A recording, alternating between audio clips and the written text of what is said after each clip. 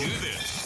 It's the Real Jonathan Smith Show on Indy Sports Ticket, 1430 AM, 93.9 HD2, and always on the free Indy Sports Ticket app. What's going on? Welcome into the Real Jonathan Smith Show here on Indy Sports Ticket. Thank you for tuning in, no matter how you're tuning in, whether that's YouTube, Indy Sports Ticket. If you want to head over there and subscribe, maybe you're watching on X, __ Jonathan Smith, to follow me there and watch the show. You can also listen on that Indy Sports Ticket app, which you can download wherever you find your apps. And leave it on at noon because you got the Dan Dockett Show following me right here on Indy Sports Ticket. Big show today. Blaiden Kirk from the Stay Hot Pod is going to join me here in about 20 minutes. Tony East joins me in an hour. We're going to talk a little Fever, WNBA, new CBA, money, all that great stuff that I know everyone really, really enjoys. So Blaiden Kirk, 20 minutes to talk, NFL training camp, the Colts. Very excited to have him on for the first time. And I'm also very excited to offer you an outstanding deal at one of the best chicken establishments in the world, Zaxby's. When ordinary chicken just won't cut it, Zaxby's delivers a flavor experience that speaks louder than words. That's why we've got a sweet deal just for you this Friday, on sale now. You can get $50 in gift certificates for only $25 at IndiesSportsTicket.com. That is IndiesSportsTicket.com. And click on that Sweet Deals tab to access this sweet deal offer, available only for the Wesleyan Road, Indianapolis, Avon, and Canby locations. We're also giving away Holiday World tickets. Today's show brought to you by Holiday World. Make one more memory with your kids before you send them back to school for the school year. We're going to give away tickets to that after the interview with Tony East. So make sure you're tuned in for that. Colts training camp started yesterday. Not much to report. According to Kent Sterling, neither Daniel Jones or Anthony Richardson looked very good on the first day. When I was growing up, the summer would come and every kid would just be excited, because it's like no more school. I'm going to stay home all summer and I'm going to sit in my underwear and I'm going to eat Doritos and I'm going to play Call of Duty. Modern Warfare 2, Modern Warfare 3. It's where my gaming journey began. I don't play as much as I used to, but that's where it started for me. And all my buddies would be like, Jonathan, man, hop on the game, dude. Let's have a good time. And I'd be like, guys, I would love to, but I have this thing called parents. My parents tried to keep us as occupied as possible during the summer. And that obviously included chores. And occasionally, on deep cleaning days, so Sundays, my mom to be a little more specific, would have us basically draft chores to do on different days during the summer, because the house that I grew up in, you simply were not going to sit around playing video games all summer. That wasn't an option. You were going to go outside, you were going to mow the grass, and you were going to clean. And the last round of the draft always sucked because obviously the worst choices are left. It'd come to me and I'd have to pick between cleaning the baseboards, which if you've never done is just brutal. I hated cleaning the baseboards. Or, cleaning the toilets. And for reference, me, my older brother, and my younger brother, so 3 middle school aged boys, shared a bathroom. Or it was clean the toilet in that bathroom. Terrible options. And the last round of the draft always sucked because of that. And it feels pretty similar to picking between Anthony Richardson or Daniel Jones. The last round of that chores draft feels incredibly similar to this. Because it's man, if Anthony Richardson's the starter, we're not going to be very good. And if Daniel Jones is the starter, we're not going to be very good. Both options suck. And so far, to be fair, one day of training camp, not going to overreact based off of what Kent Sterling said yesterday on the Dan Dockett Show, which you can listen to right here from noon to 3. Based on what Kent Sterling said yesterday, the suckage from Daniel Jones and Anthony Richardson was on full display. There were apparently some drop passes. What's new? Absolutely nothing. That is just par for the course for these Indianapolis Colts pass catchers. A lot of drops last year, 3 drops yesterday. This is freaking training camp. The ball shouldn't hit the ground, especially if it's thrown on target. I don't even think that they were in like full pads yesterday and you're dropping passes. Like that just shows a major lack of focus. And when you have 2 quarterbacks like Anthony Richardson or Daniel Jones, you have to be so crisp everywhere else. And as of right now, Anthony Richardson and Daniel Jones, they're splitting reps with the starters. Okay, according to Kent Sterling, as I said, neither one of them looked good yesterday. That's not surprising because neither one of them is good. Their Football Reference page brings on nothing but discouragement. If you go and you look at it, it's like, oh, Daniel Jones, been in the league 6 years, never thrown for 4,000 yards in a season, threw for 3,000 yards twice, only has 1 season where he threw 20 touchdowns or more. And then just don't even look at the Anthony Richardson stuff. Completed 50% of his passes last year. Just not good. Not good. And let me try to be just a little bit more positive. The defense is ahead of the offense right now. That's normal because even when you're new, like Travarius Ward is going to show up, and they've been in meetings talking about the defense. Here's the defensive playbook. Here are the schemes that Lou Anarumo likes to run, all that kind of stuff.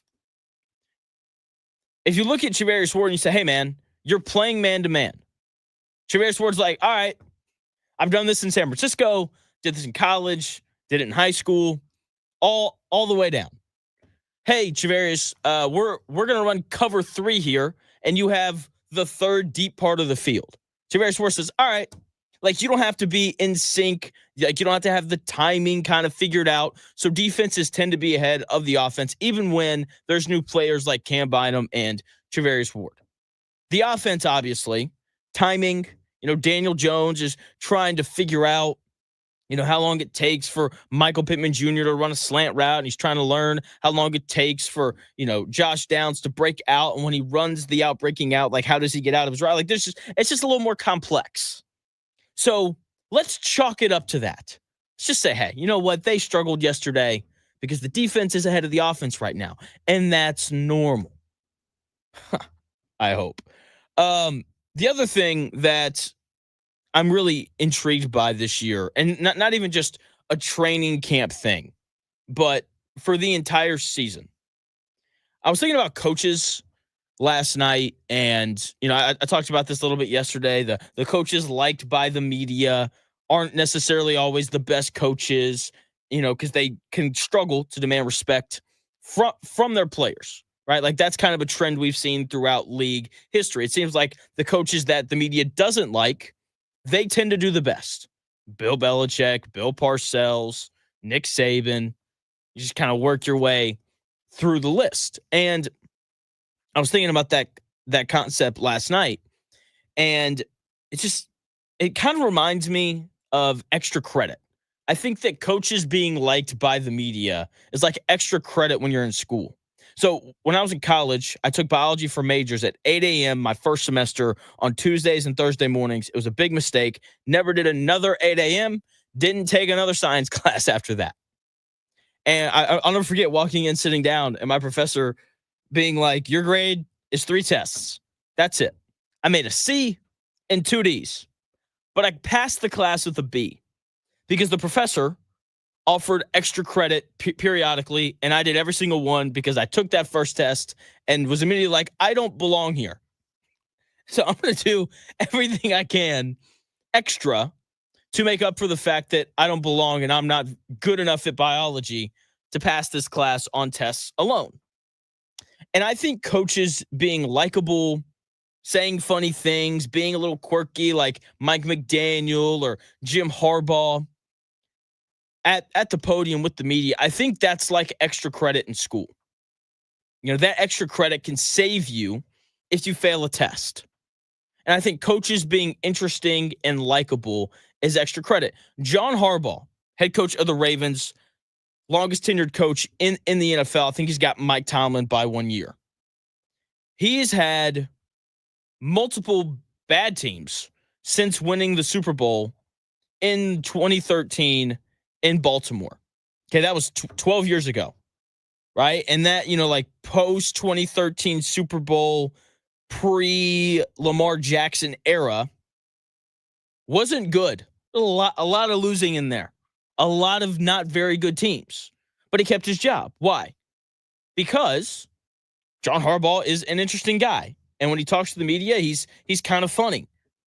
They don't like him right now because I think he visited Trump or something, and you know how people are. They get really upset about that stuff for no reason. But he's likable and he's quirky. And that allowed him to hold on to his job just long enough because the media liked him and the fans liked him.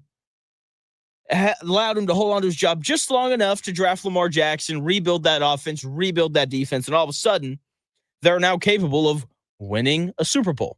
Like, that is where the Baltimore Ravens are at. And part of it is because of John Harbaugh and his ability to be liked. I don't know how much extra credit, if we want to call it that, Shane Steichen has earned during his time here in Indianapolis. Because if you ever watch any of his press conferences, they are the most boring thing ever.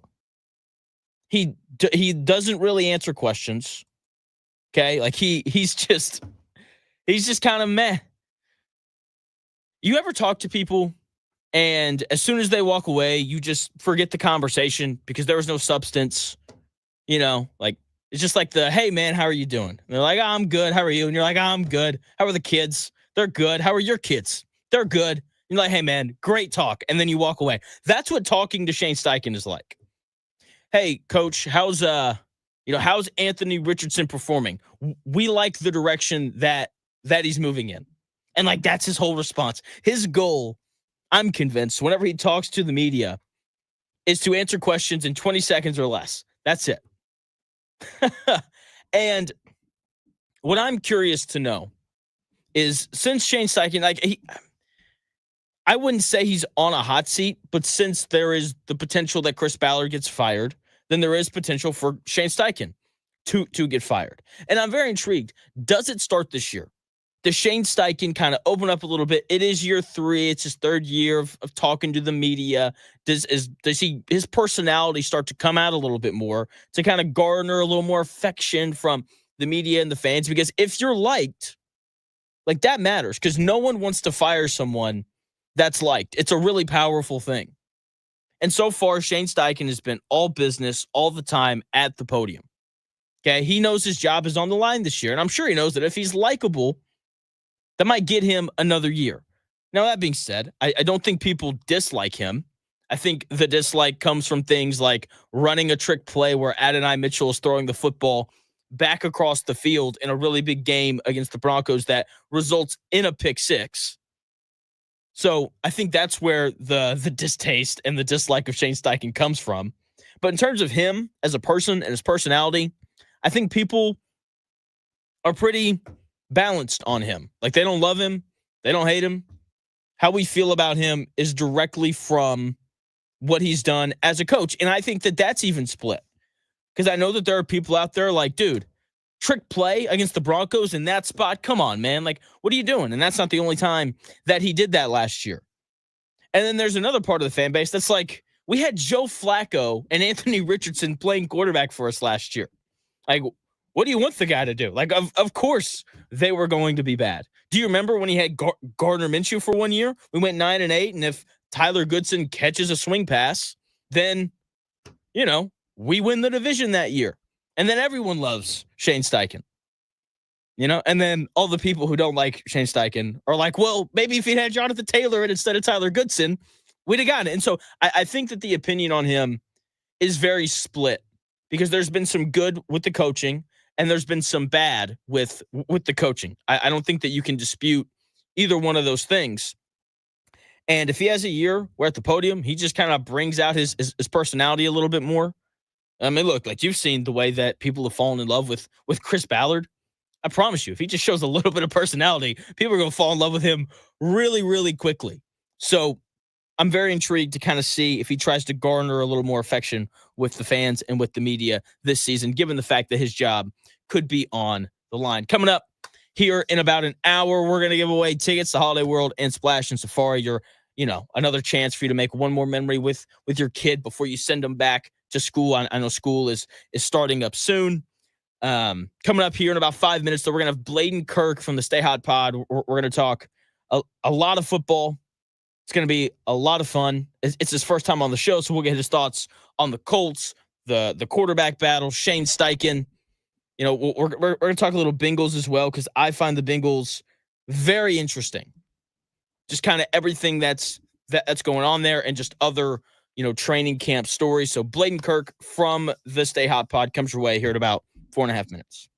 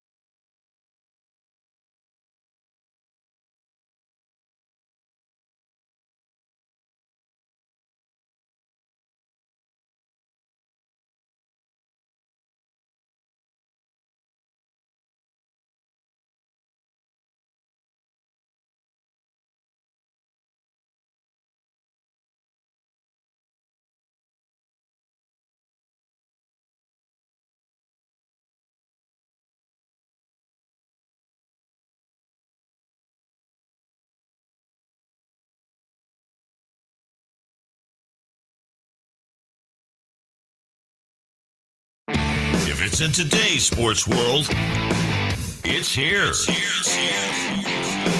The real Jonathan Smith Show on Indy Sports Ticket 1430 AM, 93.9 HD2, and always on the free Indy Sports Ticket app.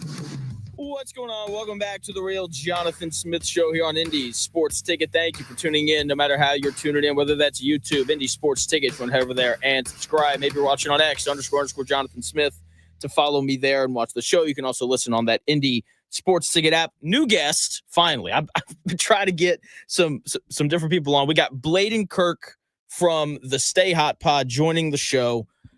Fantastic podcast. I fully recommend you go listen. If you play fantasy football, they had an 1.5 hour long episode today come out on overrated and underrated fantasy football picks. So if you're trying to get ready for your draft, go and check that out. Blaiden, what's going on, man? How are you? Blaiden, you there?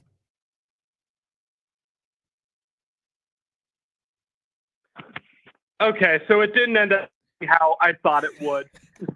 All good. All good. What's going on, man? I'm good, Jonathan. How are you? I feel bad. I was like, I've got this new system I'm going to try. But it didn't end up working how I thought it would. But I'm doing well. It's all good. Look, it's day one of training camp, or I guess day 2 of training camp. If there's any time to try new things, it's right now. Very excited to have you on. Since it's your first time on, I kind of want to give the audience just kind of an idea of how you feel about the Colts. So what are your thoughts on the Colts quarterback battle this offseason? Who do you think is going to win the battle, and just kind of general opinions on Anthony Richardson and Daniel Jones? Yeah, I mean, it absolutely broke my heart to see them like bring in Daniel Jones for a quarterback battle. The man who I'm like, I mean, it's 6 years of just bad, right? With Anthony Richardson, I feel like at least there's some chance that he like figures it out, and he's so inexperienced. But with Daniel Jones, I'm like, I know exactly what I'm getting. So I still feel like there's a chance that Anthony Richardson does come out and win this battle. And I still want to believe that he is the quarterback that I think he can become. My big concern right now is the one thing that he was really good at coming out of college was avoiding sacks. He was great at handling pressure, and it feels like he's kind of gotten worse at that so far in the NFL, albeit a very small sample size. But if he doesn't even have that over Daniel Jones, which that is the one thing Daniel Jones is horrific at, is managing pockets. If he doesn't even have that over Jones, then I really do struggle to see the vision. The thing with Anthony Richardson and the avoiding sacks, which is really funny that you say that. I thought he did that really well last year. I just thought that the Colts offensive line, I thought the pass protection was really bad. They were really banged up front. But that's an interesting thing, because you're right. The pocket presence with Daniel Jones is horrific. I think the thing that drives me the craziest though about Daniel Jones is the lack of aggressiveness. Like, it's a lot of checkdowns. Like on 3rd and 8, he's not going to throw it past the sticks. He's going to throw it, 3 yards down the field. And what's really funny, and I'd like kind of your thoughts on this, is I think Colts fans are going to kind of be okay with that for like the first month, because it's been a lot of Anthony Richardson and no checkdowns. Everything is deep. And because of that, the completion percentage is down. So how do you think Colts fans are going to respond to, like, yeah, he's not throwing it past the sticks, but his completion percentage is like 65%. Yeah. We had Anthony Richardson at 50% last year. No, I 100% agree with you. That is exactly what's going to happen. Like,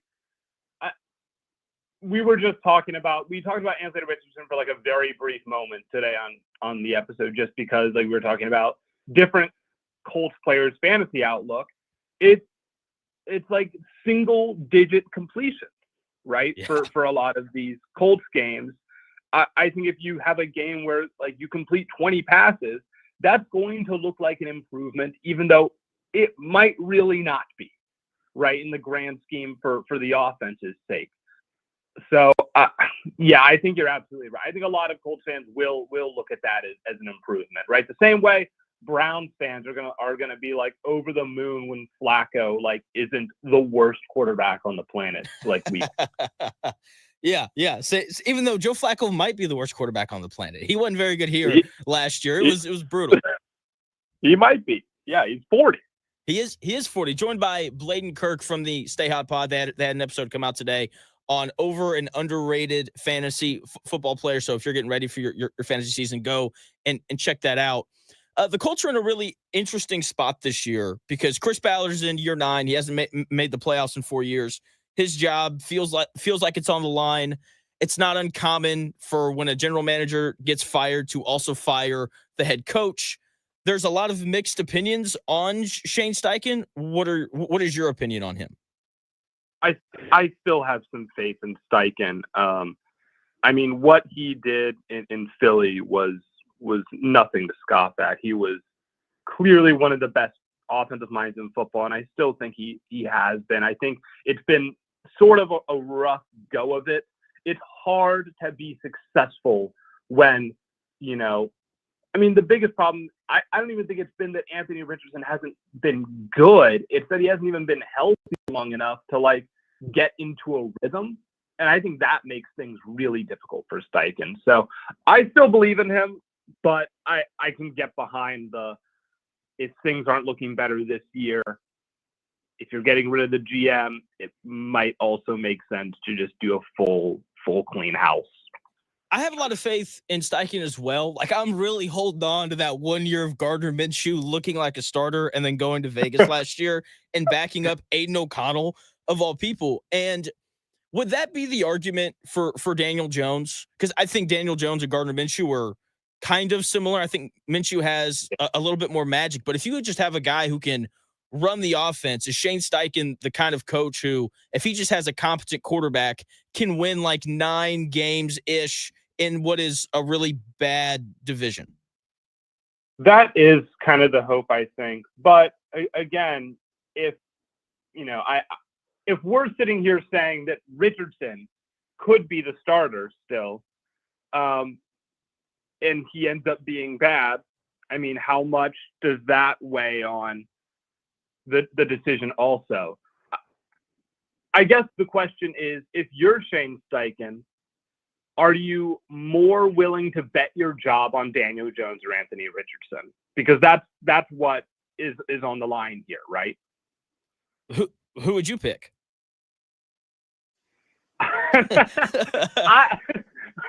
I want to pick Richardson, but I am a little nervous to do so at this point. Entering it, we're getting into Trey Lance territory a little bit with entering year 3 as still the most inexperienced quarterback in the NFL. You shouldn't still be this raw, and it's hard to digest that. But also, Daniel Jones is just bad. I think I would pick Richardson just because Daniel Jones was a 6-year starter with the Giants and basically didn't get better ever. Yeah, I completely agree. And the other thing, once again, joined by Blaiden Kirk from the Stay Hot Pod, I think the other thing too is if Richardson comes out and there's just improvement, if he completes 60% of his passes, cuts down on the bad interceptions a bit, then you can go and be like, hey, look, he's developing. That's a me thing. And maybe you keep your job for 1 more year. Yep. So we'll see. It's a really interesting thing. I love how when I asked you who you would pick, there's just this long pause and just laughter of I don't like either one. I compared it earlier. So my parents growing up, the option in the summer, there was no, you can sit on your butt all summer and play video games and eat Doritos. That was not going to happen. My parents were if you're home, you're going to do something. And so they would have us basically draft chores. And the last round of the draft was always terrible. It's always clean the baseboards or clean the toilet. And for reference, I have an older brother and a younger brother, and we'd share a bathroom. And so it was just always nasty. And it feels like the last round of that draft. It's there's just no good option here. This is going to be terrible one way or the other. And it's just do you gamble? I'll place a couple of small bets every year. That's kind of what I do. If you had to bet the Colts over under, which is 7.5 games, which way would you lean?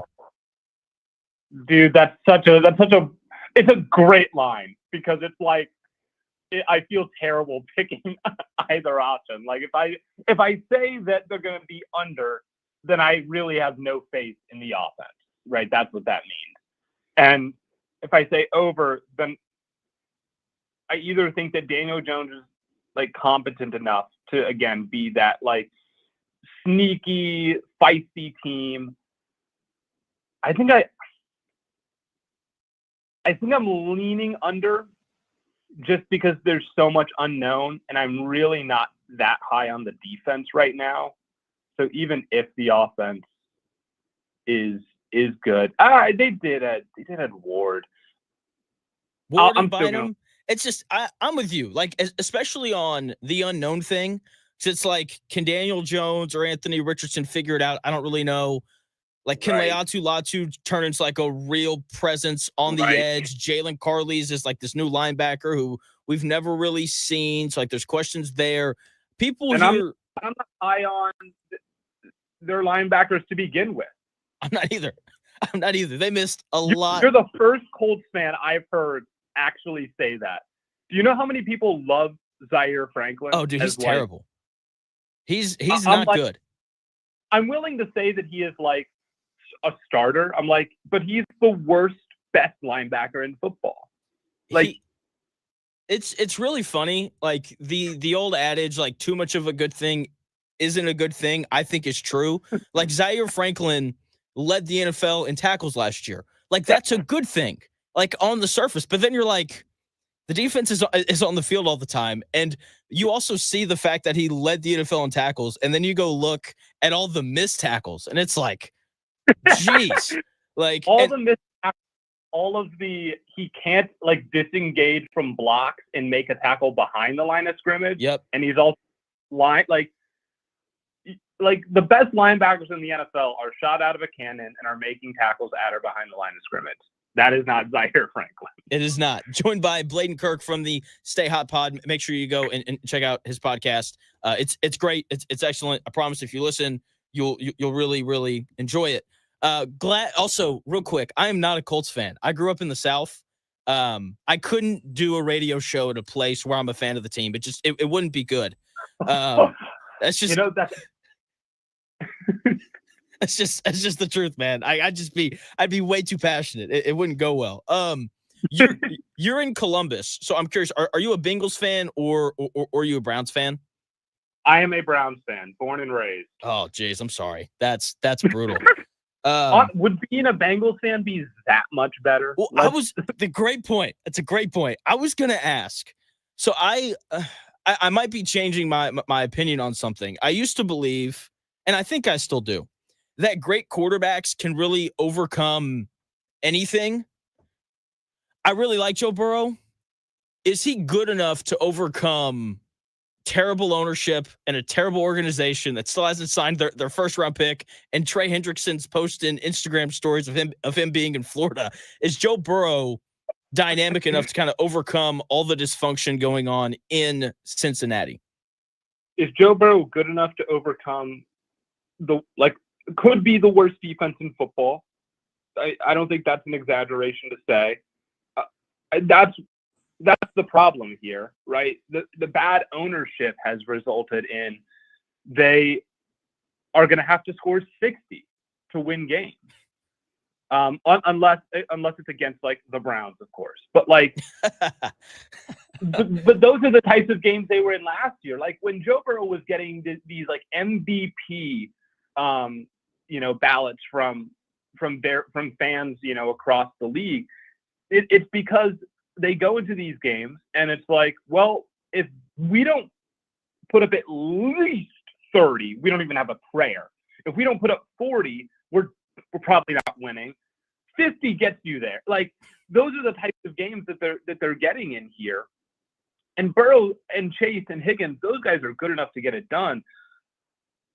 But the defense just isn't good enough, right? Drew Brees had this problem for a long time too, where he was leading the NFL in yards, leading the NFL in touchdowns. He was having some of the best statistical seasons ever, and they'd have the 32nd ranked defense, and they'd be like 7-9 and miss the playoffs. So that's kind of where Burrow's at right now. And it's unfortunate because he is great, but there's no getting around that terrible defense. There's not. And are you watching Quarterback on Netflix? I do not have Netflix. Oh, so. what a guy. You're awesome. That's amazing. Browns fan, no Netflix. That's awesome. Okay. Joined by Blaiden Kirk from the Stay Hot Pod, who doesn't succumb to the norms. No Netflix for Blaiden. That's awesome. What's an underrated storyline from the training camp cycle that you're very intrigued by? Underrated storyline for training camp. I mean, like the Browns quarterback situation is obviously going to be under a microscope. One thing that I brought up today that I think is being like completely ignored as a possibility is the idea that Kenny Pickett could start day one. Because, and Theo brought this up, his win percentage as a starter is like really high. And so if we're talking about Flacco as a possibility of being like truly terrible because he's ancient at this point and he wasn't good last year, it's not unreasonable for the Browns and for Stefanski to be like, look, we don't really feel comfortable starting either of these rookies right now. They're not ready. Flacco just doesn't have the magic anymore. He cannot run this offense to the level that we need it to. Pickett's not great, but he's been in the league for a while. He's been successful in the league, and he can operate things at a somewhat decent level. I think it's pretty possible. Like I came into this cycle thinking that he was just going to be a contingency, but I kind of think there's a chance that he ends up being the day one starter. That's interesting. Because the thing with Kenny Pickett is I didn't realize that his win percentage as a starter was so high. It's 60. It's what you cut out it's there. 6%. Okay. All right. But that to me says like, look, I like Stefanski. I think he's a really good coach. If you just give him a capable guy and you can run the football, and I think that the Browns defense is going to be at least solid this season, then maybe you can find a way to win games. But how long until the owner's like, hey, can we play Shadur? Oh, well, I think first of all, I think all of the Browns quarterbacks will play this year. I think there's like a 60% chance that all of the Browns quarterbacks play. I think it's a guarantee that at least 3 of them do. But I think the rookie that will play first is Gabriel, because that's who the Browns drafted first, and I think that's who Stefanski and Andrew Berry liked. But I do think Sanders will play, and I do think it'll be like Gabriel eventually come in because Pickett has – I mean, the Browns have a terrible like first few game stretch. Like I think they'll start off like 1-7, and then Gabriel will come to relieve, and then Gabriel's going to have a bad game like week 12, and owner's going to be like, put in Sanders, and the fans are going to be clamoring for it, and he'll finally get in at that point. Okay. Joined by Blaiden Kirk from the Stay Hot Pod, where they do a lot of NFL stuff. They did an hour and a half today on fantasy football, overrated and underrated guys to draft. So if you're getting ready for your fantasy football draft, go and check that out. Last thing, Blaiden, and I'll let you go. I texted you last night and asked if you had like a leap team and a slide team this year. I'll give you one of each. I really like. Geez, I've got several that I really like. It's kind of problematic. I like the Rams to kind of take a leap from like legitimate playoff team to legitimate Super Bowl contender, kind of in that space. Uh-oh. Jared Verse year 2, Braden Fisk, that's not his name. The defensive tackle from Florida State that they also drafted last year. I think, he's going to get a little bit better. I like the back end of the defense. Hard not to like Stafford and McVay and Puka Nacua and Devontae Adams. So I think that they become like a legit Super Bowl team. And I kind of expect the Lions to slide from Super Bowl contender to just like really good playoff team. They lose both coordinators last year, and the 2 guys that they hired, they're question marks. Like the new offensive coordinator has been an offensive coordinator once. That was in 2017 for the Jets, which isn't great. And then Kelvin Shepard has never been a DC. So I've got some questions there. Who are your teams that you expect to kind of jump or fall? I'll say a team that I'm really looking for to jump this year is the New England Patriots. Yes. I consistently buy myself more and more into their offense. I think it's going to be quite good. I'm a big fan of Drake May. I'm a big fan of Travion Henderson. I'm a big fan. Well, I'm going to say I'm a medium fan of Kyle Williams. He wasn't like a top 5 receiver for me in this year's draft. Obviously, a second-year player and 2 rookies, not the most exciting thing for an offense. But, I mean, that's kind of what the Bengals were when they took their leap. They made some good additions to their offensive line. I think Stephon Diggs still has some gas left in the tank. He's at the very least 10x what they had last year at receiver. And I think they've got good players on defense too, with Gonzo and Barmore. So I think that's a team that can really shock people, especially with better coaching than they had last year. And then a team that I am lower on is Seattle. I think Geno for Darnold is straight up a step backwards. I think DK for Kupp is straight up a step backwards. And I don't think their offensive line, even with Zabel, is all that great. What I feel like we're aiming for here is the defense to be absolutely otherworldly. And I like their secondary. I think they've got good players in there. I like some of the guys in their pass rush, Nwosu or Mafe and Leonard Williams. They've got some guys for sure, but it just doesn't feel like this is a team that is really poised to make a leap, even though they made a lot of changes this offseason. I completely agree on both. My thing with the Patriots, once again, joined by Blaiden Kirk from the Stay Hot Pod. You can also follow Blaiden on X at Blaiden. The thing that I really like about the Patriots, I think every team in the NFL is trying to solve head coach, quarterback, and left tackle. If Will Campbell hits, they're going to check all 3 boxes. And if you check all 3 of those boxes, then you should be pretty good. I love the Seahawks take. I love it so much. Sam Darnold was in the perfect place last year. 2 good receivers, a good tight end, a good offensive line, and then you could argue that Kevin O'Connell's the best offensive-minded head coach in the NFL. If he's not the best, he's at least one of. And then you're going to Seattle, where it's a defensive-minded head coach. Cooper Kupp is an aging number 2 receiver. There's not really a great tight end. I don't like the offensive line. Geno Smith did a lot of propping up for that offense. And so I'm with you entirely on both of those. Yeah. So Blaiden, thank you for your time, man. As always, when's your next episode coming out? I know you had the one today on the fantasy stuff. When are you guys planning on doing another pod? We will record Sunday afternoon, and it will come out on Monday morning, 9 a.m. on the dot, and we will be doing our AFC North preview. So I'll get to talk about my Browns in excess. Have y'all done the AFC South yet? We have not. We just finished NFC, so we'll be AFC North, then AFC South will come out August 4th, AFC East August 11th, and AFC West August 18th. Sounds good. Blaiden, thanks for your time, man. Thank you so much. So yeah, that is Blaiden Kirk. Once again, you can go follow him on X at Blaiden, the Stay Hot Pod. Really good stuff. Make sure you go and check it out. When we come back, here in about 4 minutes, Kurt Cignetti just doing his thing, man. Talking, saying things that people don't like, going after the SEC a little bit. I've got that audio for you when we come back here in about 4 minutes.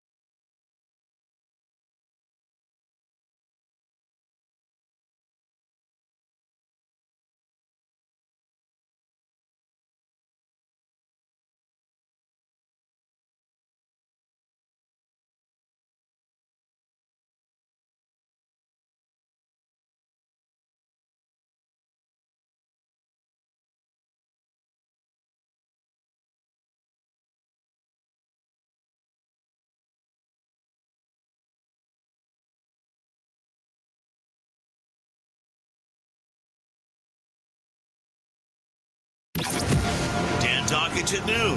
The Real Jonathan Smith Show. Now, this is Indy Sports Ticket 1430 AM, 93.9 HD2, and always on the free Indy Sports Ticket app. Welcome back to the Real Jonathan Smith Show. Big thanks to Blaiden Kirk for coming on in that last segment, talking a little bit of NFL, a little bit of Colts, Anthony Richardson, Daniel Jones, other stuff going on around the league. Once again, check him out on X at Blaiden. Check out his podcast called Stay Hot, the Stay Hot Pod, excuse me. Coming up here in about 10 minutes, we got Tony East who's going to join. We're going to talk a little bit of Fever, WNBA, probably a little bit of Pacers Summer League as well, because I didn't get to talk about that when that was going on. I was gone.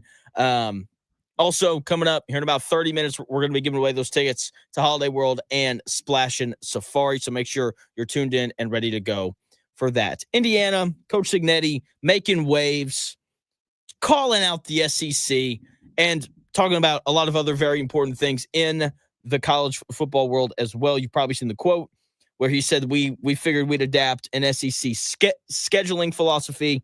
I went and found the whole quote. He talks about the SEC and a little bit about the future of college football as well. Here is your Indiana football coach, Curt Cignetti, talking about his team's schedule.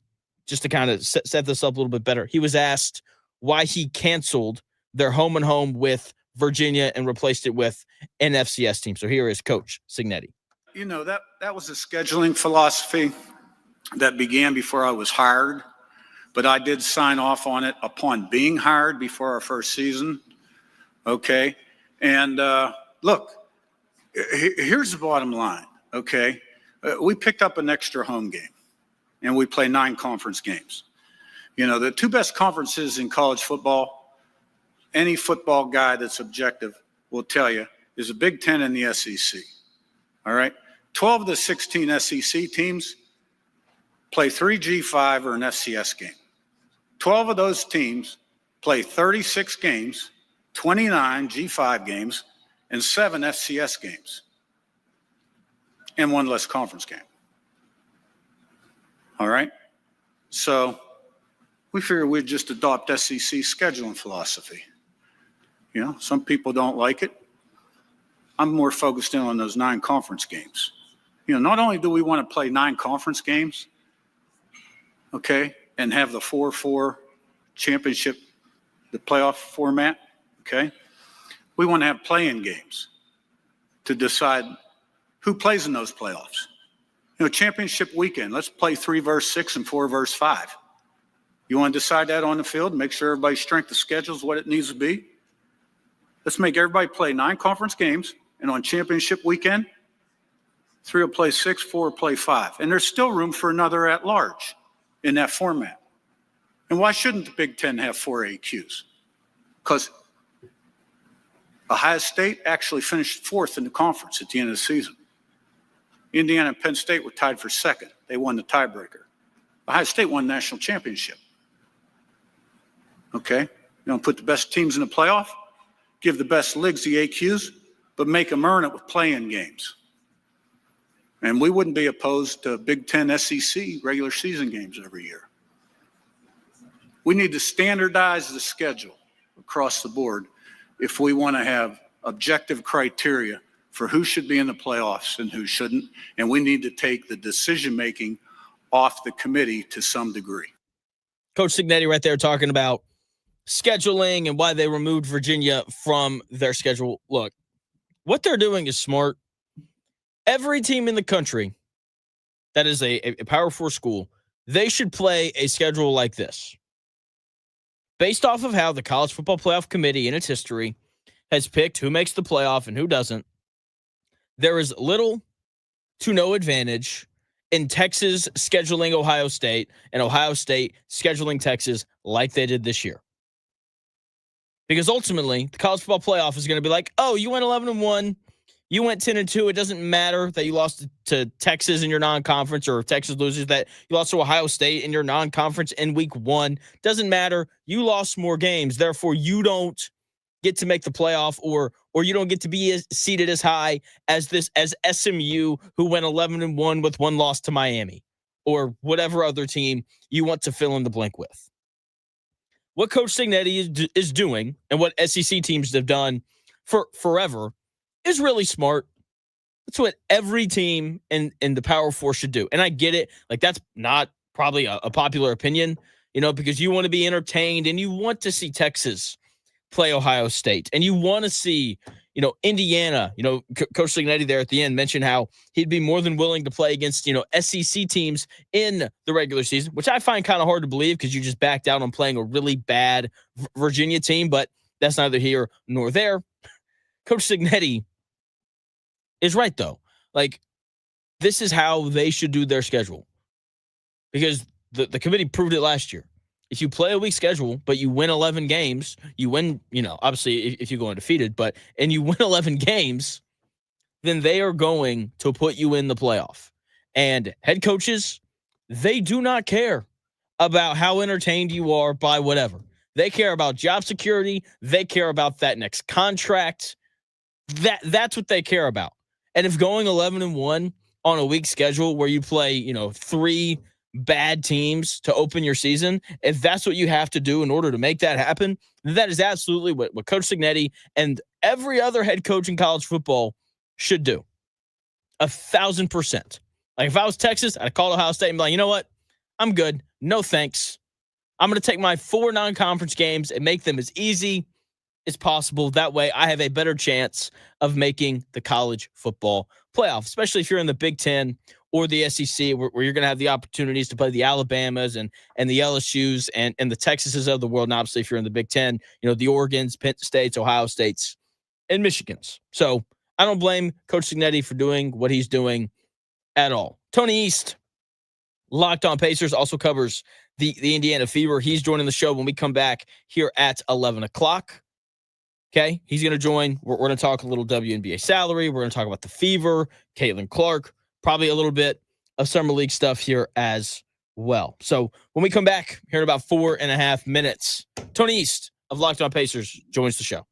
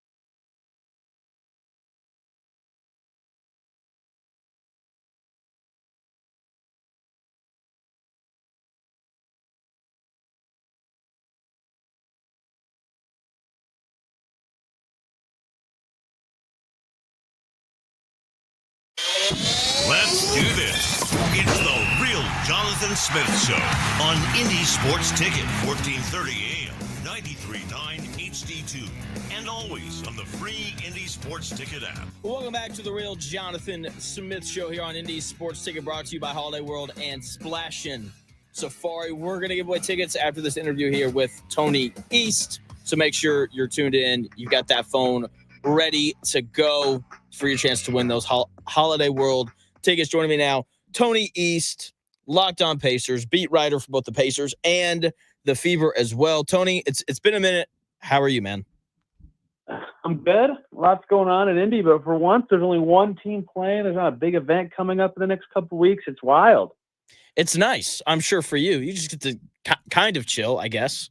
Something like that. Yeah. You got Fever and Aces. They play tonight. Caitlin Clark, I believe, is still out, correct? Yes, correct. Yep.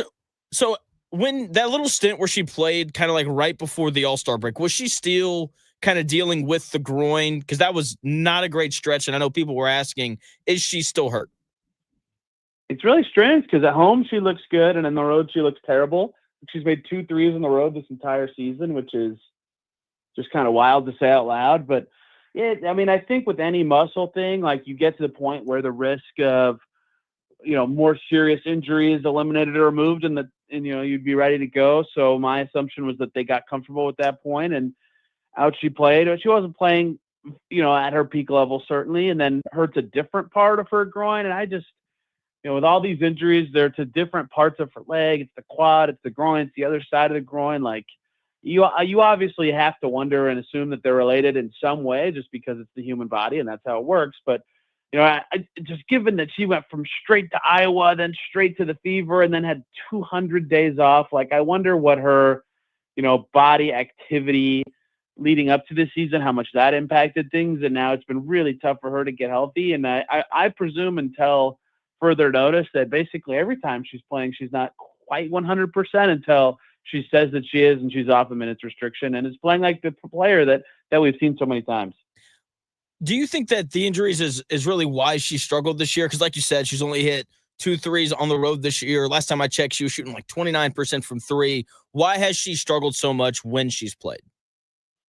Yeah, I think that's the primary part of it is that, at home her numbers look akin to last year where shots are going in, assist numbers are high, Fever winning, that's all great. And on the road, that's just not happening. So that's certainly a factor. And, and it's home road splits like that, like travel's involved and sleeping in your own bed's involved. And so that leads injury to being my top guess. But obviously, too, new coach, over half her teammates are new. And then even some of those teammates are like leaving in the middle of the season, and some of them are hurt, and some of them are coming in and then coming out. Like her first game with Arie McDonald was like 2 weeks ago or something, like right before the All-Star break, right? And Arie's been really good.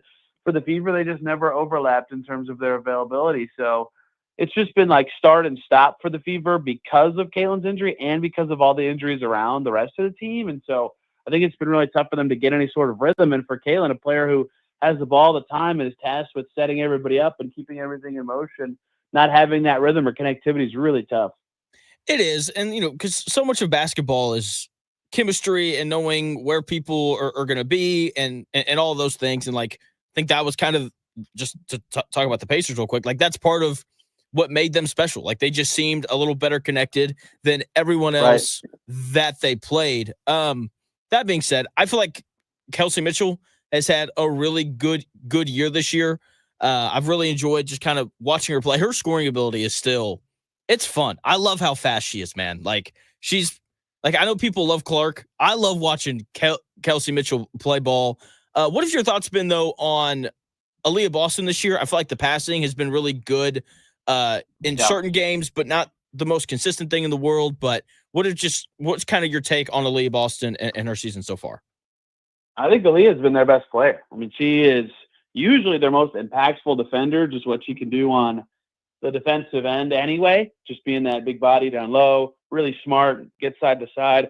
Some of the absolute biggest centers give her trouble, but she's rock solid on that end of the floor. But this year she's paired that with just like sublime offensive decision-making. She stunk to start last season, right? And I think for her, the adjustment in pace that came with playing with Caitlin was a tough adjustment. Once she got going, I mean, she looked fantastic, right? And so she starts this year. She knows how the Fever are going to play. Her passing, like you mentioned, is just a little better with some high-low stuff with Tasha Howard. She can hit the weak side shooter.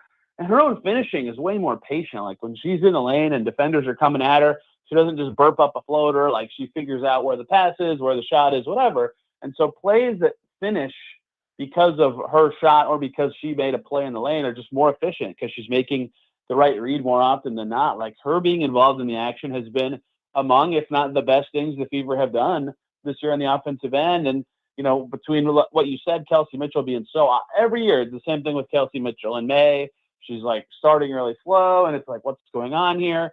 And then she's just a superstar so fast with the ball as soon as June comes and every shot goes in. Those two being so good are like the only reason the Fever are 500 because Kaylin's been out and all their role players have been really up and down, but those two are just rock solid star level players every night.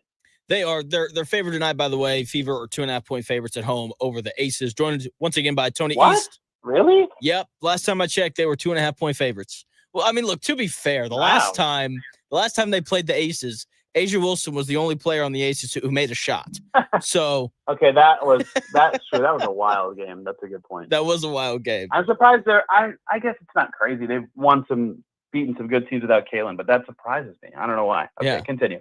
Joined by Tony East, Locked On Pacers, also writes about the Fever and the Pacers as well. Follow him on X at Tony R. East to keep up with everything that he's got going on. All right, Tony, your favorite topic. You ready? What are your thoughts on all the WNBA salary stuff that's been talked about? Dude, I for the actually last love week? This topic.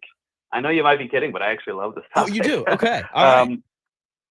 Yeah, I mean, like, I know that people hate when it distracts from fun events, and, like, it certainly took away from All-Star in that it was the story, right? Like, the shirts, the chants, the signs, like, Kathy's talking before the game, and that was going to happen either way. Like, that's the time to do it. Like, if people don't know about it and you want to put pressure on the league to get people on your side, then go for it. I'm all about that. And then to be, like, I feel this way by every sport.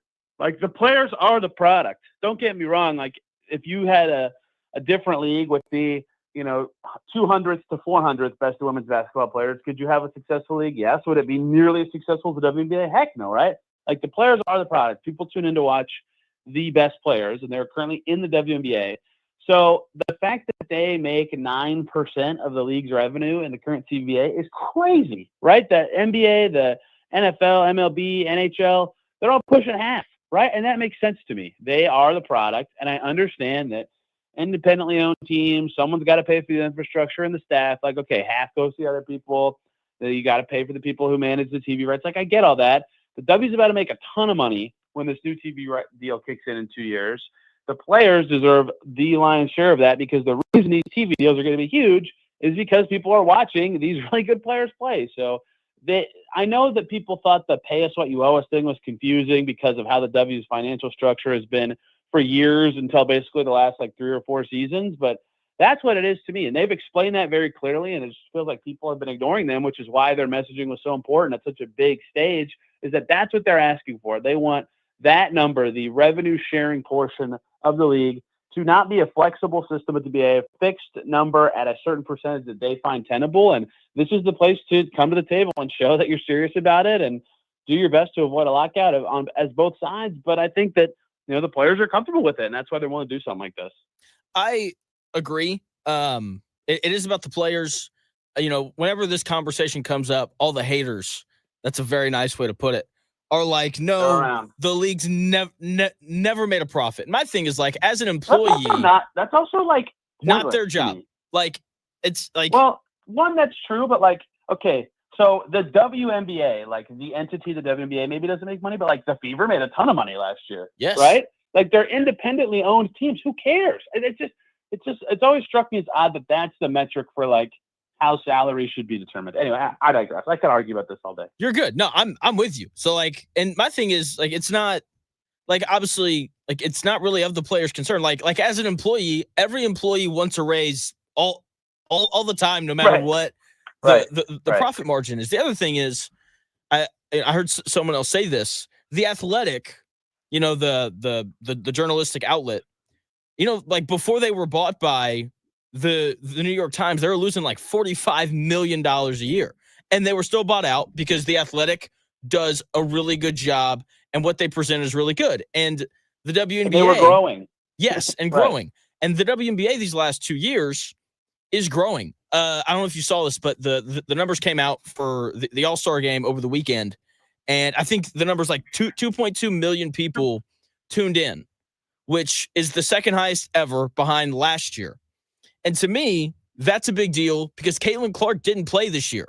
And there were still 2.2 million people who watched. And so I'm for it. I also think that the valuation of the Aces, like when they were originally bought or expanded in 2021, was like $2 million. But now they're valued at like somewhere between 250 and 350 million. I don't really think there's much of a conversation. Like they need to be paid more because the league is growing. Yeah, 100%. And yeah, The Athletic, that's actually like a really good comp for how it worked. And look at that. They're like reportedly profitable now because that's how it works, right? It's like everybody's so caught up in the most recent thing that happened. It's like, it's not the player's fault if the league isn't making money, right? It's like, and even if right this second, they're getting subsidiary from other leagues to stay afloat. I don't even think that's true. I think it used to be true in like the late 2010s. Okay, great. The players should make more of that money too, right? Like that's the point that they're trying to make. So I'm glad that it became a big topic of discussion. And that said, I still think the most likely outcome is some sort of lockout because it seems like they're somewhat far apart here. Joined by Tony East of Locked On Pacers, also a beat writer for the Fever, talking WNBA salaries and all that good stuff. I'm glad that you brought up the subsidiaries because I look, I'm not good at business. If I was, I don't think I'd be doing this show. I do have just like this question of like the NBA based off of everything that I've read. They've given the WNBA somewhere between $10 and $15 million a year for the last 30 years. Is there like I guess my question is like where do they come into play if Adam Silver shows up and is like, we've given you $300 million over the last 30 years, like can we get some of that back? Like how does that impact things if it even does? That will happen. And if they ask for that, guess what? It would happen. Like that's why I think I brought up their TV deal coming in for the W in 2 years. Like, have you seen this comparison? I don't know if you have. Like the W TV deal is about to be bigger than the Formula One TV deal, right? Like, and no one thinks Formula One is doing bad or is like in a poor financial situation. So what I think is if that's true that the NBA like wants the money back, I don't even know how that works. Like they're tied together in so many ways. But like eventually the W could pay it back, right? They're going to start making money really soon if they're not already doing so. And guess what? The NBA didn't make money for a long time either, right? Like they had to pay back investors in the 70s and 50s and whatever. Like that's how it works. The W's been a thing since 1999, right? Like the NBA started in the late 1940s. Like this is basically the 1970s NBA right now for the W, and they're about to have their Magic and Bird moment. And they kind of are already. So like to me, that is a fair thing to say is like the W will have a problem if they're not making money on the new TV deal, but they're going to, like, unless their costs somehow go crazy really soon, they'll be fine. They'll start making money as a league. I think they are now, to be clear from people I've talked to, but they're definitely going to by 2026, 27. So that's how they could eventually start paying that back slowly and surely. And guess what? Then it's great. Everybody's whole and everybody can shut up. But I don't know. It's just all very confusing to me. I actually like the Magic and Bird comp now because Angel Reese balling going into the All-Star break. Balling, dude. I could go on about her forever. She's always been good, and now she's playing really good, and like people hate her, and I'm like, man, she's a good player. Like I get why if you're a Caitlin Clark fan you hate her, but like she's really good. Dude, like going into the All-Star game, she was averaging like 19 and 16 on like 48% shooting, or it was something like that. So yeah, I think you're right. The league is growing. Tony East of Locked On Pacers also covers the Fever as well. Follow him on X at Tony R East to keep track of all the stuff that he's got going on. Pacers Summer League, you were out in Vegas. I didn't get to watch a ton of it. So my opinions may be wrong. And if they are, please tell me. I was on vacation. And so Talon Peter, dude, freaking love him. I love that dude. Just feels like he's always in in the right spot, a willing defender, very athletic, can shoot it. Love that dude. What were your thoughts on him? Yeah, he defended like the thing on him coming in was like, oh yeah, he can shoot and dunk. And I'm like, okay, I get it. Like if you can do those things, great. You'll fit. And then in Vegas, he didn't shoot very well at all, but he was still good. Like he kept the ball moving. He defended really well. He like chopped his feet, played tough defense. I was like, oh my gosh, like I totally get the vision of what this guy is. Outside of the fact that he's like, I guess you could say shorter for the position that he's probably going to play in the NBA. The fact that he showed non-efficiency things and that's like what he is, man, that is a fascinating player to have. I agree he was really good and he exceeded my expectations by being good at not the things people thought he'd be good at. He was impressive. I just thought that he cut well. And like when you watched him, it just felt like he knows how to play basketball. Totally. He played really mature. Like the comp I had for him that is maybe not the best because Pacers fans don't like this player for some reason, but he played like Ben Shepherd to me, right? Like mature, knows how to play, keeps the ball moving. Even when I was like, man, he's wide open and he didn't shoot. And that was the only thing he did that like made me annoyed watching him. It was like, dude, shoot. Like you're open and you could shoot in college. But he wasn't like he looked at the shot for a second and then didn't take it and then looked around and assessed. Like he just kept it moving, right? He passed it somewhere else. He was mature with his decisions. Like when did he mess up? Like he never had a crazy bad turnover. He very rarely got beat so bad on defense. I was like, what are you doing? Every rookie sucks at team defense. But yeah, just a really mature, smart player. And I'm like, I don't know what he'll become. He played 2 years and 36 games of D1 basketball and he's 24 years old. But maybe something is good here. And Rick Carlisle is going to like this guy. I think so too. I like Ben Shepherd. He's actually my wife's favorite player, which is funny. So I've always thought he's good, man. And I get why fans don't like him because the whole premise is that he's a 3-and-D player and he has stretches where he sucks at shooting, but he doesn't mess up. Like it's valuable to have that guy. It is. Joined by Tony East of Locked On Pacers. Right now, Jonathan, Taylor and Peter just agreed to a 2-way deal with the Pacers. So there you go. Let's go. Breaking news here on the Real Jonathan Smith Show via Tony East. Who else from the Pacers Summer League did you like or not like or whatever? Just kind of give me your overall synopsis. Man, I mean, Furphy was good at lots of new stuff, right? Like I think the Pacers would have thought that his whole summer league, he showed some better jump shooting, but the fact that he could just catch, get to the rim, size up a defender, get to the rim, and he could use power and finesse to get there. That's what stood out to me is it wasn't just like in the flow of the offense stuff. It was like, oh, he can just do this whenever he wants.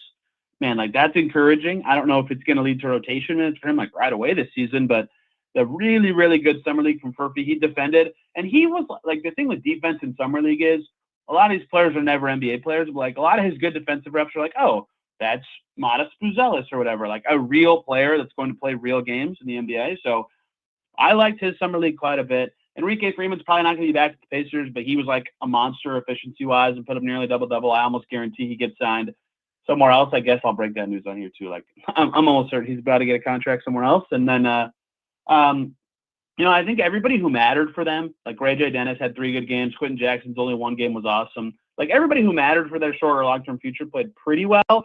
But those were the Furphy, Quentin Jackson duo were the 2 guys who I think played the best, and the exceeded my expectations the most group would definitely be Furphy and Taylor Peter. Didn't hear you mention Cam Jones. What were your thoughts on him?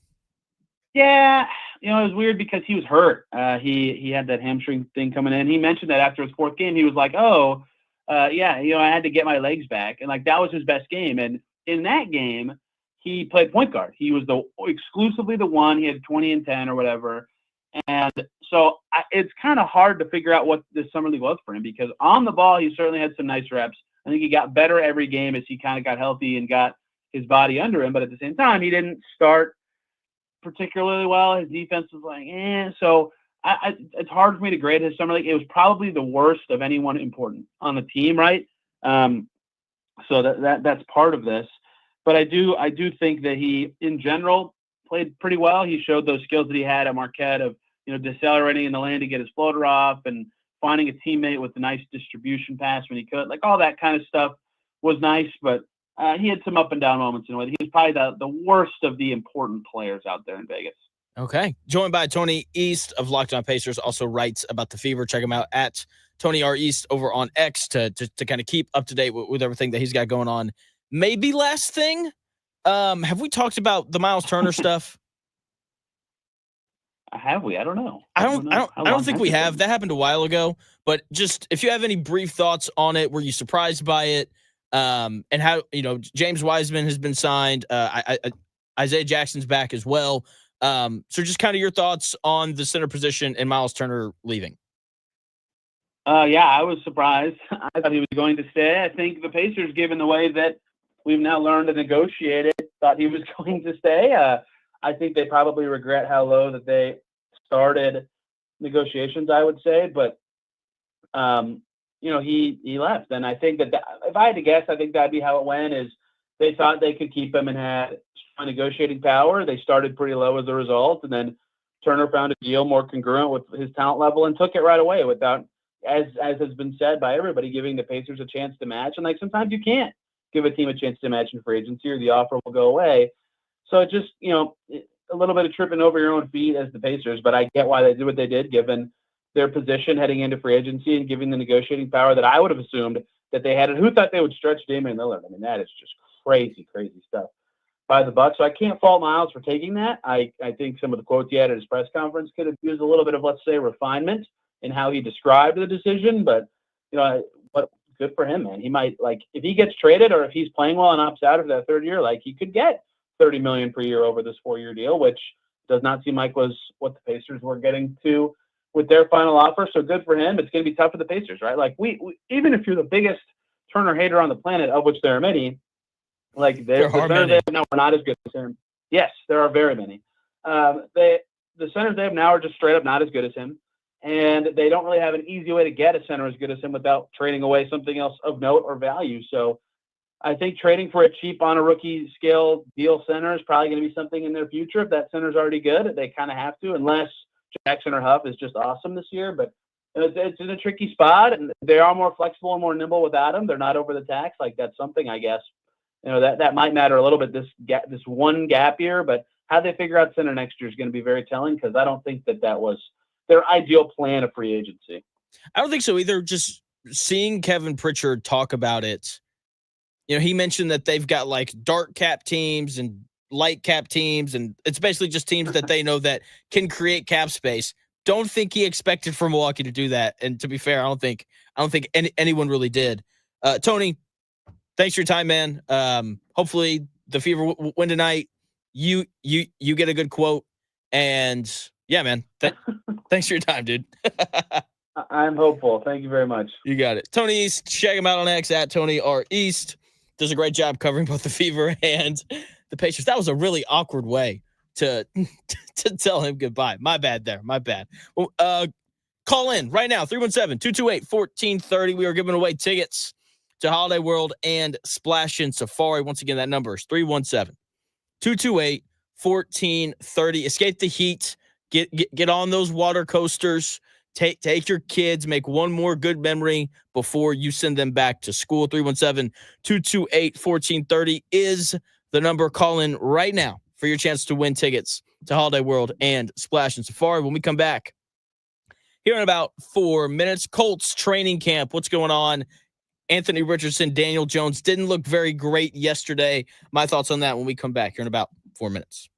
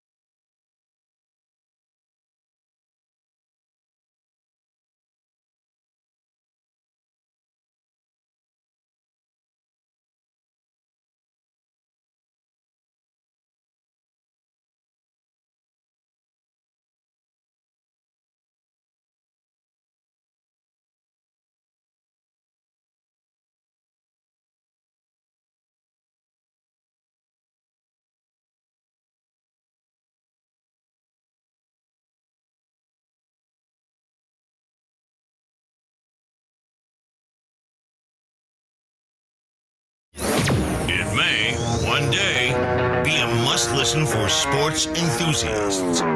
Yeah, and monkeys might fly out of my butt. Uh-oh. The Real Jonathan Smith Show on Indy Sports Ticket 1430 AM, 93.9 HD2, and always on the free Indy Sports Ticket app. Welcome back to the Real Jonathan Smith Show here on Indy Sports Ticket. Thank you for tuning in, no matter how you're tuning in, whether that's YouTube, Indy Sports Ticket. If you want to head over there and subscribe. Maybe you're watching on X __ Jonathan Smith.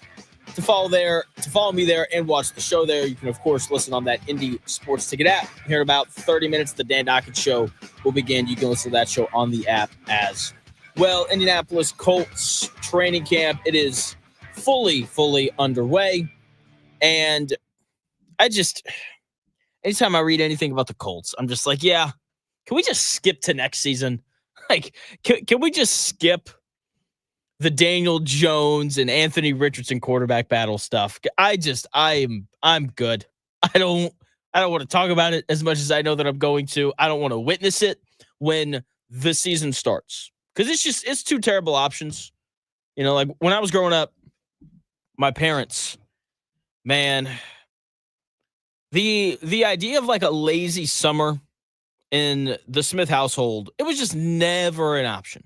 Like, my parents were going to make sure that we went outside, that we did something, that we played a sport. And if we got a weird day where there were no sports or things to do, we would clean, because my mom liked to clean house, which is a good thing.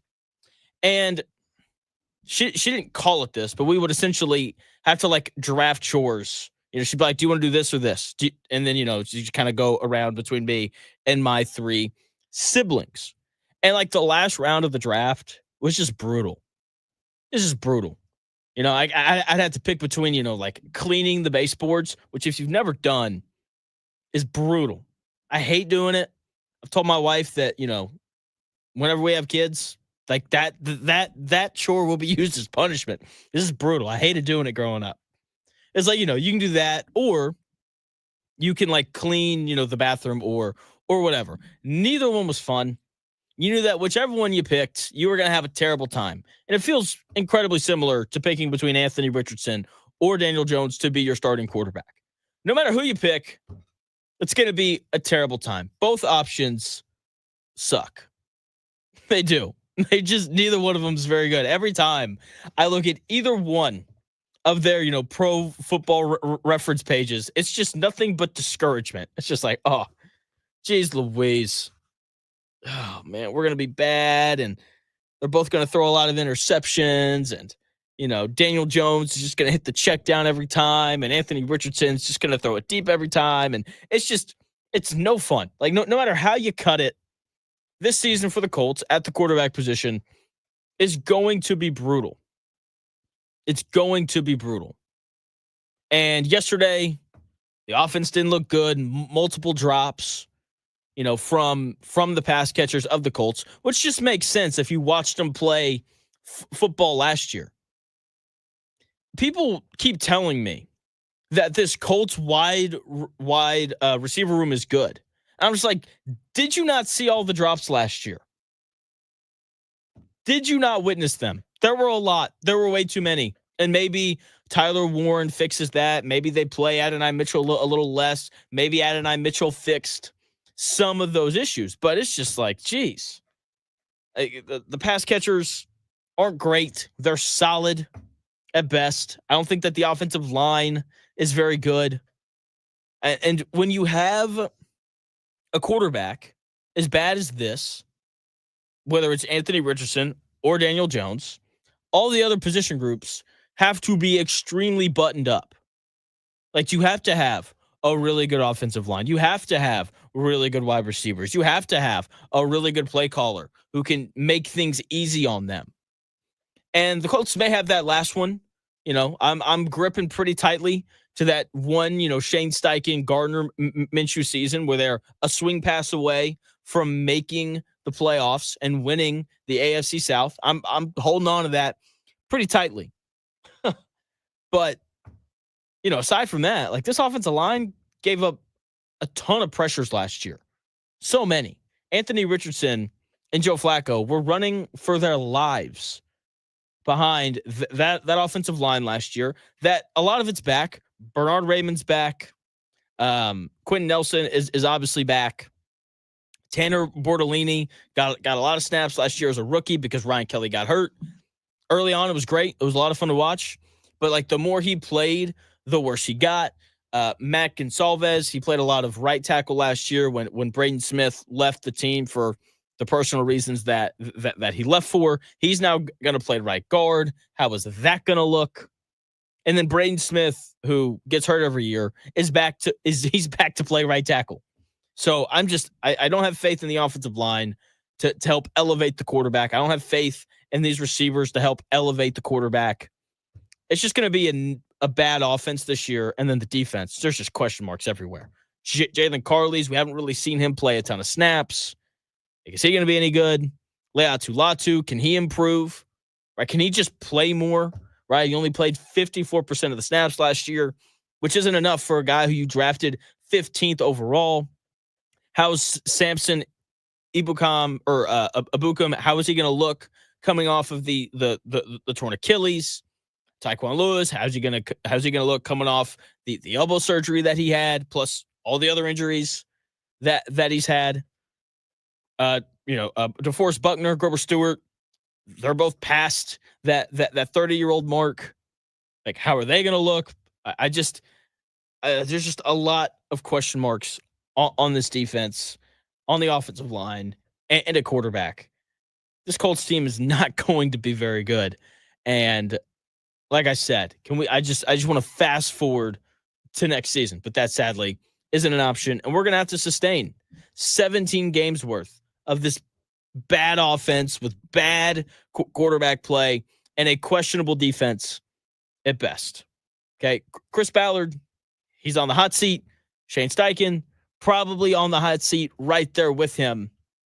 And there's something that Shane Steichen does that it doesn't bother people. It doesn't make people like him anymore.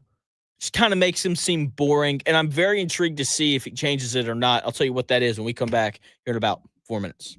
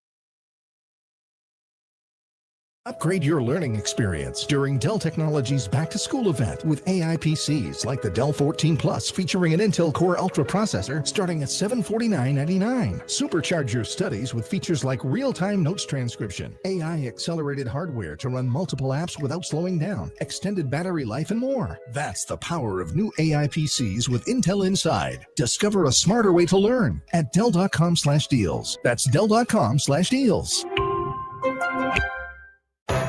Macy's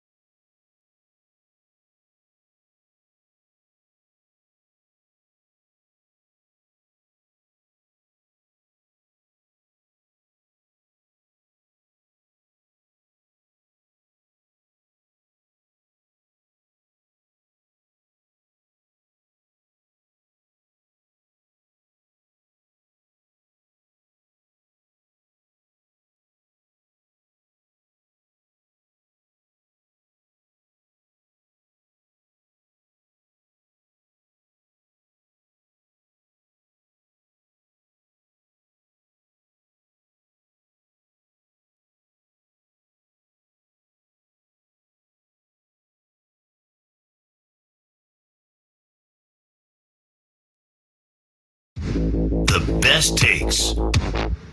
Maybe. The Real Jonathan Smith Show on Indy Sports Ticket 1430 AM, 93.9 HD2, and always on the free Indy Sports Ticket app. Welcome back to the Real Jonathan Smith Show here on Indy's Sports Ticket. Thank you for tuning in, no matter how you're tuning in, whether that's YouTube, Indy Sports Ticket, head over there and subscribe. Maybe you're watching on X _ Jonathan Smith. If you want to follow me there and watch the show there, you can also listen on that Indy Sports Ticket app. You can also listen to the Dan Dockett Show there from noon to 3 as well. Oh, man. Shane Steichen is your head coach for this year. Will he be the head coach next year? I don't really know. I'm very intrigued to kind of see what happens with him. Jim Irsay obviously really liked him, compared him to Don Shula last year. Obviously, Jim Irsay is sadly no longer with us. How does Carly Irsay and the rest of the ownership group feel about him? That's really a question, and it's a question that we don't really have an answer to. And I was thinking about coaches last night, and I talked about this a little bit yesterday, just coaches that the media like and coaches that the media doesn't like, and just kind of the impacts of that. And I was thinking about it, and I think that coaches being likable and saying funny or interesting things and being a little quirky and just having like a good personality, I think it's kind of like extra credit in school. Like when I was in college, I took biology for majors at 8 a.m. It's brutal. Every Tuesday and Thursday, I never took another 8 a.m., didn't take another science class. It was just a mistake. I'll never forget walking in. This is the first class I ever went to. And my professor being like, your grade is made up of these 3 tests. I'm like, oh, great. And then I made a C in 2Ds, but I passed the class with a B, which doesn't make sense. But the reason why I passed the class with a B is because the professor offered extra credit. And I did every single one, right? And that little bit of extra work, a lot of bit of extra work allowed me to bring my grade up, pass the class, move on, and never look at a science book ever again. And I think coaches being likable or funny or interesting or quirky or whatever is very similar. Like that extra credit can save you if you fail a test. And I think coaches being interesting and likable, it's extra credit. No one wants to fire the guy that everybody likes. No one wants to fire the head coach that, is funny and likable and the fans like him and the media likes him and, he puts on a good face for your franchise. No one wants to fire that guy. John Harbaugh, probably not the best example of this, given the fact that he won the Super Bowl in 2013. But after 2013, they had a little stretch there where they weren't very good. Like that stretch between the 2013 Super Bowl and Lamar Jackson being drafted didn't inspire a ton of confidence. Okay. And I do think that part of why, and I'll never forget, like the year that they drafted Lamar Jackson, there was talk of like, could the Ravens potentially move on from John Harbaugh here at some point? And the answer was no, because he was quirky and people liked him in the building, in the media, and with that fan base as well. Then again, of course, you garner a little more likability when you win a Super Bowl, but still, like people forget about that. 13 years later, despite the bad years before Lamar Jackson, despite the lack of playoff success with Lamar Jackson, he's still there.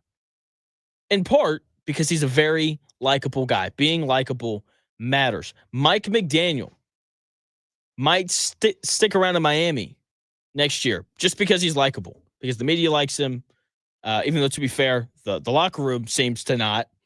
But still, I think that's a really important thing. And when you look at Shane Steichen, like he hasn't done much extra credit with the media during his time here in Indy. He's a really boring guy. Like that's what he is. Like when he answers questions, I believe his goal is to answer in 20 seconds or less. How did Anthony Richardson look today, Coach Steichen? He looked good. Thought he did some good things. That's it, which I like. I like having a head coach who's chill and doesn't talk much. I get it. Like, you don't need to tell us everything that's going on. Like you don't need to do that. I kind of wish you would, because it would make my job a little bit easier. But I get it.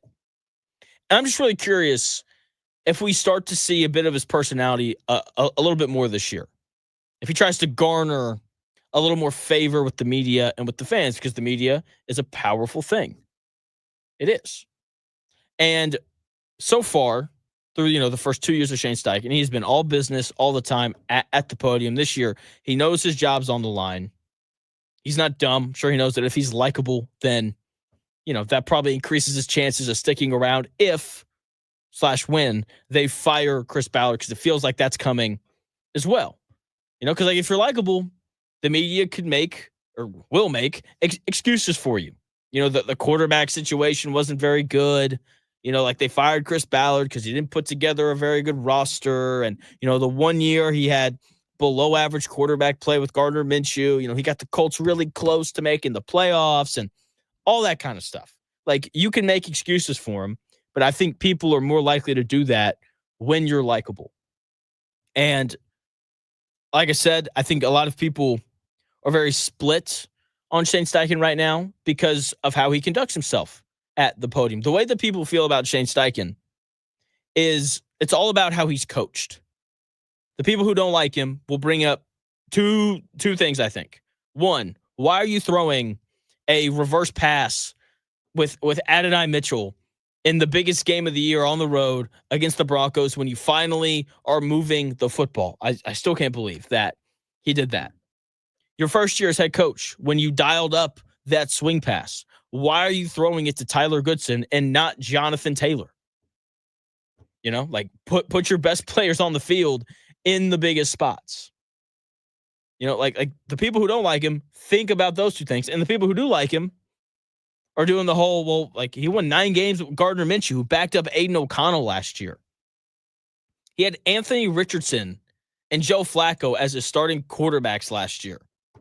And, they were competitive for a decent amount of the season. So the way people feel about him, it is directly reflective of how he's coached. And I'm very intrigued to see if he shows his personality a little bit more to garner just a little bit more favor. The Athletic came out with this article where they ranked the 10 most valuable college football programs in the country. And I found the list pretty interesting. Number 1 is Texas, the only college football program that is reportedly, again, this is the Athletic, that is reportedly worth $2.38 billion. Number 2 is Georgia at $1.98 billion. 3, Ohio State at $1.9 billion. Notre Dame is 4th at $1.85 billion. 5th is Michigan at $1.83 billion. Alabama is 6th at $1.74 billion. 7th is Oklahoma at $1.49 billion. USC is 8th at $1.4 billion. Tennessee is 9th at $1.37 billion. And LSU is 10th at $1.23 billion. And I find this list very interesting for 2 reasons. One, it is all Big Ten and SEC schools plus Notre Dame. 6 of the 10 most valuable college football teams in the country are in the SEC. And I would rather be 15 minutes late to a party than 15 minutes early, because if you're 15 minutes early, there's like that really awkward kind of thing where it's like you and 3 other people and, you're just kind of waiting on everyone else to show up. So I'm a 15 minutes late guy when it comes to parties. Everything else, very, very punctual. And I think a lot of people are hopping onto this idea that the SEC doesn't really run college football anymore, because for the first time in like 20 years, we've had back-to-back seasons where an SEC team hasn't played in the national title game. And I don't think that that's going to continue, in part because of this list. Okay? The SEC is not going anywhere. I still think top to bottom, it's the best conference in the country. Because when you look at the Big Ten, and you sit down and you talk about like what is the ceiling based on history for every single Big Ten football program. And there's really only like 4 or 5 schools that have a like legitimate national championship, deep college football playoff run ceiling. And it's Ohio State, who won the title last year, Michigan, who won it 2 years ago, Penn State. Everyone loves them this year.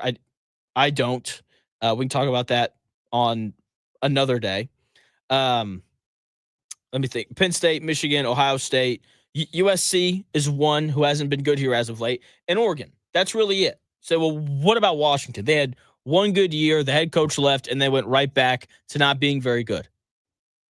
Okay, so they've got 5 teams that can like legitimately make a deep run or win a national title. And then you look at the SEC, and that list is just longer. Alabama, obviously, Auburn, Florida, Georgia, LSU. Let me think who else. Oklahoma, Tennessee, Texas A&M, 9. There's 9 teams in the SEC that could potentially, not saying that they will this year or whatever, that have like the resources to be a national championship team. When you look in the Big Ten, it's only 5. So the SEC, it's not going anywhere just because of the depth of the conference. And obviously the commitment to football in the South, I do think is bigger than the commitment to football in the Midwest, having lived in both places. Now, look, I'm not saying that like the Big Ten is going to suck or whatever. Like it's not what I'm getting at. Like the Big Ten is likely going to continue to be what it was last year and 2 years ago. And that's top heavy. It's going to be a 4-team league every year. Maybe Indiana or Illinois or Nebraska will be relevant every now and then, but it's mainly going to be Ohio State, Michigan, Penn State, and Oregon.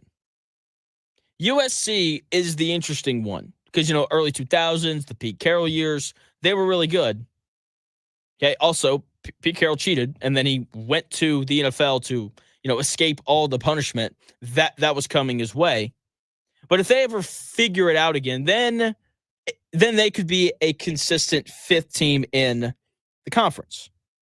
But that's really it. Everyone else, like I get it. Like we're very excited about Coach Signetti and everything that he's kind of got going on. And, you went 11-1 last year. The 2 good teams you played, you got blown out by. I get it. We're excited for IU football. This is the year for Indiana that I'm actually really intrigued to see because the schedule is like actually tough. Like they're going to play some like legitimately good teams throughout this season outside of Ohio State, who was the only one that they really played last year. Illinois is no slouch. At Iowa, that's a good team. If they'd beaten Iowa last year, you could have argued that was their best win all year. They're at Oregon. They're at Penn State. Like those are 3 games that all would have been their best game last year, obviously with the exception of Ohio State. So 4 games. Excuse me. So look, and that's the other thing with the Big Ten. Like there's still some cupcakes in there. Like Purdue, probably not going to be very good. Maryland's not going to be very good. UCLA is interesting, but if they won 8 games, I would be surprised. So that's the other thing. I feel like the bottom of the Big Ten isn't quite as good as the bottom of the SEC either. That might be SEC bias. I don't know. I'm sure that, if you're a big IU and Big Ten guy, that's probably what you're yelling right now at your car radio. But I don't think I'm biased. I think that's just the truth, and you don't like it.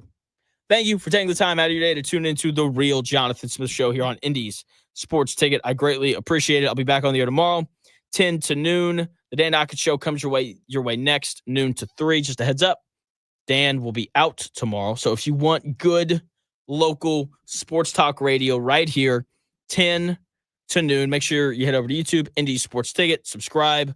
You can check me out on X as well, __ Jonathan Smith, all things obviously Colts, Pacers, IU, Purdue, all of it is going on right over there.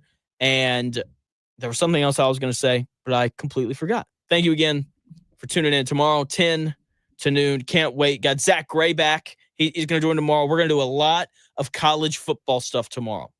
Okay, like I didn't really get into it today, but Coach Cignetti's comments on the SEC scheduling and how they did theirs, all of it, we're doing all of it tomorrow. So if you're ready for IU football and college football to start up, you don't want to miss tomorrow's show. Tomorrow, 10 to noon, the Dan Dockett Show comes your way next.